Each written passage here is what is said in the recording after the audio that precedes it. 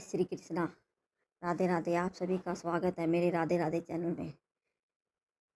आइए जानते हैं कि श्री कृष्ण भगवान का नाम लड्डू गोपाल कैसे पड़ा। कहते हैं कि ब्रजभूमि में भगवान श्री कृष्ण के एक परम भक्त थे, कुंभन दास थे, जिनका एक पुत्र रघुनंदन दास था।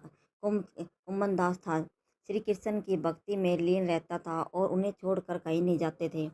एक बार उन्हें वृंदावन से भागवत करने का न्योता आया। पहले तो कुंभन दास ने उन्हें मना कर दिया, फिर लोगों के बहुत ज़्यादा जोर देने पर वे मान गए।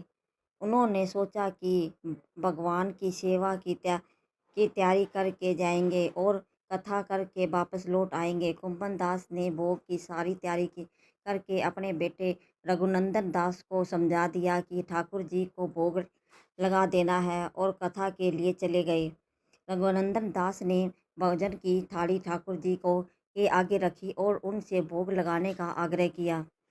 उनके बाल मन में ये छवि थी कि ठाकुर जी अपने हाथों से भोजन करेंगे, लेकिन ऐसा हुआ नहीं। बहुत देर इंतजार करने के बाद जब वो भोजन की थाली ऐसे ही रखी रही तो रघुनंदन दास जोर से रोने लगे और पुकारा कि ठाकुर जी आओ और भोग लगाओ। रघुनंदन जी इस पुकार के बाद ठाकुर जी ने बालक का रूप धारण किया और भोजन करने बैठ गए। जब कुंभदास ने घर आकर रघुनंदन से प्रसाद मांगा तो उसने कहा कि ठाकुर जी ने सारा भोजन खा लिया।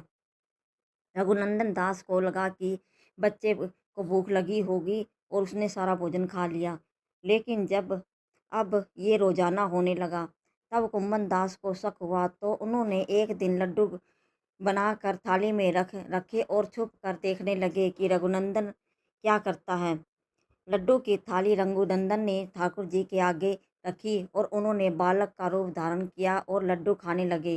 कुंभन दास ने ये सब छुप कर देख रहा था।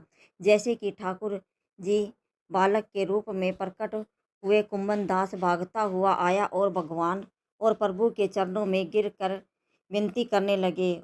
उस समय लड्डू गोपाल के एक हाथ में लड्डू था और दूसरे हाथ वाला लड्डू में जाने ही वाला था, लेकिन इतने में वे जड़ हो गए और उसके बाद ये ही उनके उनके इस रूप की पूजा की जाती है और